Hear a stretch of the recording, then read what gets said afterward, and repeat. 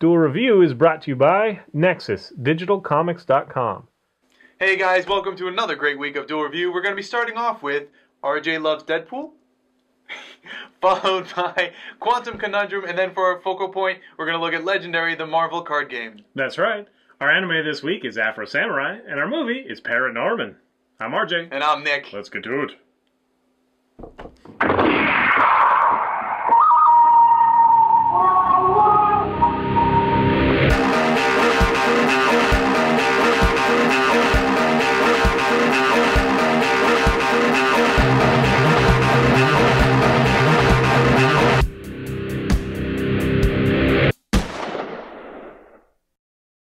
Hey guys, welcome to Monday, December 3rd. We are doing RJ's favorite Deadpool comics. That's right. It's kind of a new segment, doing RJ's favorites, and we'll do some Nick's favorites as well.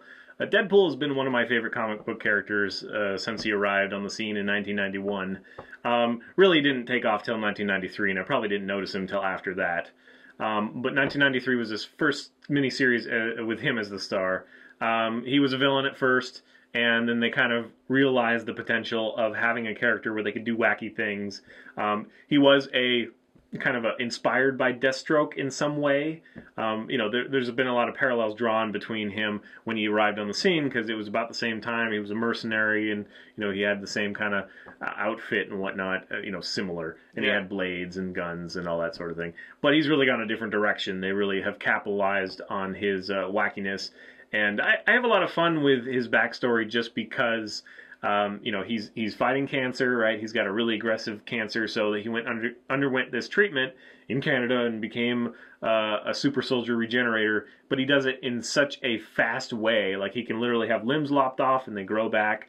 He can reattach things in some versions. Yeah. And this also, the byproduct is his brain is always changing, because his body's continually in flux.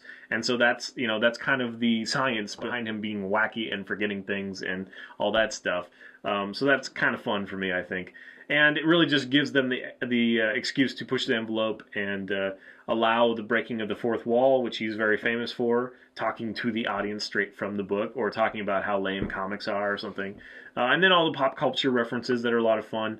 For me, it's kind of like Tank Girl in that way. Tank Girl is, an era kind of, early in my life and before me, really. And so I get kind of a dated sense of this pop culture, but it's still valid. This is contemporary. I mean, he's talking about Michael Jackson, or he's talking about, you know what I mean? So that's a lot of fun to have that in a book, because not a lot of people, Spider-Man does it every once in a while. Yeah. He references something that's current. And then, the storyline sometimes references things that are current. But he directly, something you found funny on the radio or on TV or on the news, local news or newspaper, yeah. So that's a lot of fun. Deadpool's really hard to talk about, and I've been putting it off for a long time, because there's just so much material to read, and he bounces all over the place.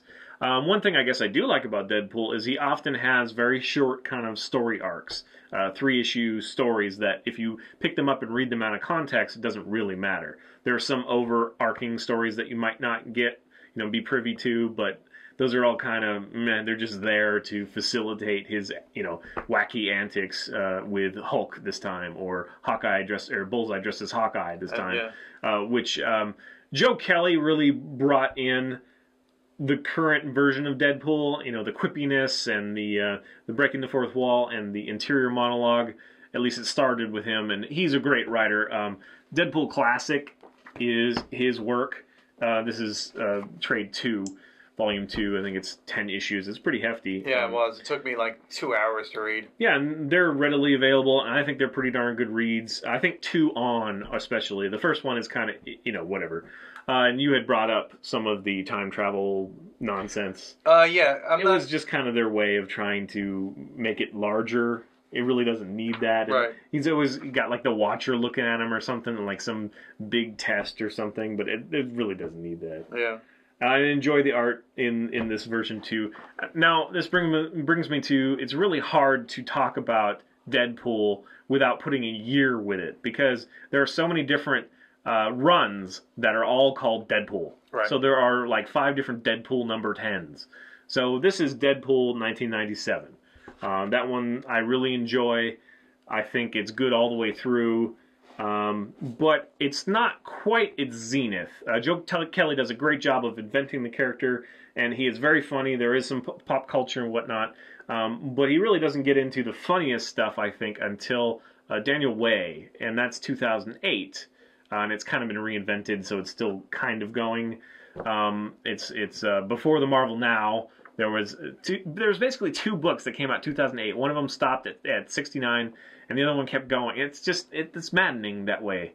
Anyway, a lot of these are available on Marvel Digital, so if you subscribe to that, I highly recommend checking out some Deadpool. I really think that's a great value. It's like $10 a month, or I think it's even cheaper than that. Anyway, it's really a great, if you've got some time and you want to get to know some of these characters, read previous issues. That's a great way to do it. Taskmaster. Yeah, Taskmaster. That one's a lot of fun. Yeah, I like that series. And the Hulk one's kind of fun. And, yeah. Yeah, that one's fun too. Yeah, I love Deadpool because he does the crazy things. He dresses up like other heroes. He dresses up like girl heroes. He creeps people out. He has limbs lopped off and he grows them back. Or he has no fear. He just risks it all, and he doesn't think it through, all the time. But then sometimes he thinks almost like the Joker, where it's like so chaotic that it actually works. He's got contingency plans for something that would never happen, kind of thing. And I love to see how that works out. Although, I can see that the writer might be like, hey, it all worked out because he was, he had this in place or something like that. But still, it's a lot of fun to be like, what? Anyway, Deadpool, again, is very hard to boil down. But if you really want to read some great issues, I would recommend issue 6 through 12 of 2008 Deadpool. Right. It starts with Hydra Bob. That's a lot of fun. I think it's hilarious. And then it goes into Bullseye dressed as Hawkeye. And I just love that exchange. There's some competition, and Deadpool has recently been bilked out of some money by Osborn. And so he's basically, being hunted by Bullseye. And it comes to the point where, he's going to kill him, and he just buys him off. Bullseye just buys him off because Bullseye has tons of money because he's a hitman as well, and he never spends the money. He doesn't care. He just wants to kill. So he gets all this money, and he's just like, hey, I'll give you, so and so many $1 million to leave me alone. And he's like, okay. That's kind of the end of it. This heated rivalry thing, and it's just the end. And there's a lot of little throwbacks, and it's just fun. Deadpool is kind of a benchmark for other characters, like a measuring stick. He comes into everybody's world. It's something that they all have in common, and it's interesting to see how they, like the Spider-Man and Deadpool, their interaction is a lot of fun. Of course, we have tie-in with Cable, which was, a fairly long running, and that's fun. It is. I never really cared for Cable that much, and it kind of brings new, light to him, and I think makes him the best ever, in my opinion, because he's the straight man, kind of thing. I love stuff like when he becomes part of the Avengers and his interactions with Thor, Captain America, and everybody's kind of like, well, he's a really good fighter and he's for hire, but man, is he a mess. So, whenever somebody hires him, they're kind of doing it reluctantly, and it usually works out, but it works out in a way that, costs a lot as well. And then Deadpool's always broke. He always does a job and he gets a lot of money, and then something happens to take it away. So he loves the word chimichanga.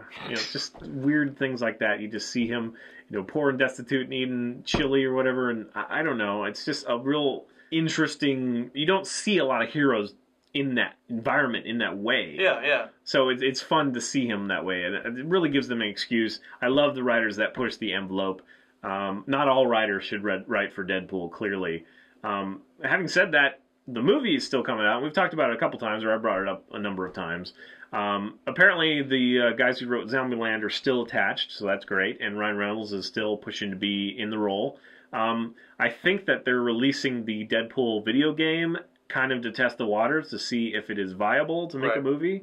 So I hope that does well.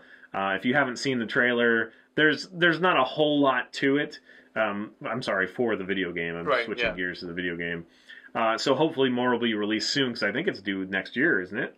Yeah, something it's either that or really early 2014. Anyway, hoping if that does well, and it's got a mature rating, so they are kind of going for it, pushing the envelope. If that does well, it bodes well for the movie, and I would just love to see a movie done right. I would love to see a movie. Yeah, because even though he was in X-Men or Wolverine Origins, and he only had a small part before they stupidly, sewed his mouth shut.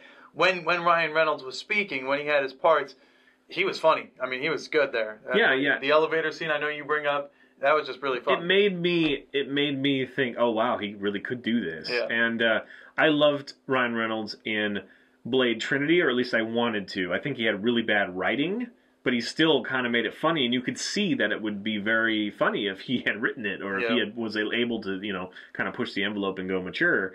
So I really look forward to that potential. I really hope that happens. But they better not screw it up. That's all I got to say. But Deadpool's becoming more and more popular with people. He's shown up in like every video game. We've had him in the Marvel vs. Capcom 3 recently, but he's also been the X-Men Legends. He's shown up in all those X-Men, the top-down games, and it's really a great property. And if you want to check it out, I do highly recommend. I mean, maybe you should just get a month subscription and check out some of the Marvel stuff, because I think it's really worth it. Even if you're not sure, you don't want to do it like me and do it all year round, you should really just do that and check some of this stuff out. Yeah, you've only had a cursory, experience with them. Right, the Marvel.com, where you can read the back issues, digital subscription. Yeah. That's a really great place to find a lot of back issues and really get caught up on some of the story. And Deadpool is one that you want to. You keep saying it's the 2008 version that you like the most. Well, 1997. I love 1997, the classic. Right. But yeah, 2008. When the storylines hit, they're hilarious. Okay. So issues you said cool 6 through 12. 2. 6 through 12. Yeah, 6 through 12 are the Hydra Bob and the bullseye one. So I highly recommend those. Just get a flavor. I wish that I could say more. I mean, I've got toys and I don't know why. I think it's just he's just different. He's like the new anti-hero, and he's hilarious. He gives them so. I guess it almost feels like, in a way, anime-ish, because anime ties in lots of emotion and funny, humor with the serious and the kick-assness and all that stuff. And Deadpool kind of does that, whereas, Hulk is not known to be hilarious. I mean, it does definitely happen. Well, but it's not like, these are like Captain America. I mean, he has quippy moments, but it's not, it's not a book of him fighting the evil version of him. Because he's lost so many limbs that they've grown back together, and he's fighting. That's hilarious. That's great. Here's a fun fact on Nick and RJ history. One of the very first arguments that we had when we first met was who's funnier, Spider-Man or Deadpool, and I'm in the Spider-Man camp because I've always liked how Spider-Man fights, and he makes fun of the people that he's fighting and just throws out some things. And RJ, obviously loves Deadpool. Well, you can't go wrong either way. They're both hilarious. Yeah, of course, and I love when they come together. But Deadpool is more off the wall. He's more. I mean, that's just funny because of the wall crawler Spider-Man. But anyway, it's really it's a pun. Just all over the place with Deadpool, and I guess that also makes it a little bit risky for writing. Some storylines are just kind of not. And then when they treat him too seriously, like Deadpool kills the Marvel Universe, and they take the humor, they sucked all the humor out of that. And then Deadpool Origins it's just a one-issue thing, and though it does give you some backstory, it doesn't have a lot of humor to it. And then his interaction with the Thunderbolts, which I was highly anticipating, and I have like the wallpaper on. I still to this day have the wallpaper on my computer. I just love it, and the art is great and whatever. But he's kind of like just a humorless dude, just situation, whatever. He's funniest when he's in a romance, or he's abusing his sidekick Hydra Bob, or he's competing with somebody like the Hulk, trying to get blood from the Hulk, or trying to beat Bullseye, or that's the thing that makes it a lot of fun. One of the things that I can say, I'm not a huge Deadpool fan, so forgive me, but he did bring this book to me, and he had me read it. And one of the things that I can say is that Deadpool is so kind of out there that, for one, he has this kind of blind roommate named Alfred, who is a woman, and Al. Blind Al. Well, yeah, Blind Al, but her name is Alfred. She calls her Blind Alfred. But her name is Al. She's blind, and not only is she a roommate, but she's also technically his prisoner. Yeah. And I'm just sitting there going, well, it's Deadpool. That kind of makes sense. This is going to happen. So then, Weasel, and Weasel shows up a lot. He's the sidekick that makes gadgets for Deadpool and weapons and that sort of thing. He's the weapons armor. But also in later storylines, Weasel becomes a mercenary himself, and so Deadpool's like competing against him but doesn't know it at first, and there's just a lot of fodder there. And I think that, again, Deadpool's at his best when they don't try to do the huge, overarching, work him into whatever. When he's just kicking ass against the Skrulls for money. Yeah. That's the funniest, things. So Deadpool, hard to put into context, but hopefully we gave you a couple of comics to go check out, get a flavor of Deadpool, and see if you like him. I can understand why some people might not like him, but I love him. He's great. Yes, he is. I've got statues and figures and oh my. So that's it. That's the Merc with a Mouth. As far as I can do. Maybe there'll be a part 2 if I have something. It's so hard to wrap your head around it. It's just a lot of fun to read. Just dive in and have some fun. All right, guys. Subscribe to our YouTube channel and watch our great playlists. Game Labs have been a lot of fun. Yep, and please leave comments. We love comments, and you can help support us by buying our wares at spiderwolf.com. That's right. T-shirts, card games, art prints, short stories, and more. See you next time. Oh. I waited for you. I was waiting. Next time, it's Quantum Conundrum.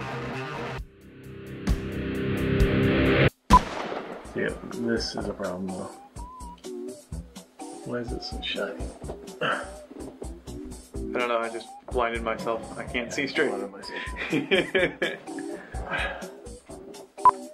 That's a little better, but still a hot spot. Do you want to move it? No. I just won't turn my head, because that's fine. On today's Duel review, it's Deadpool. Oh, that was coming out of your face.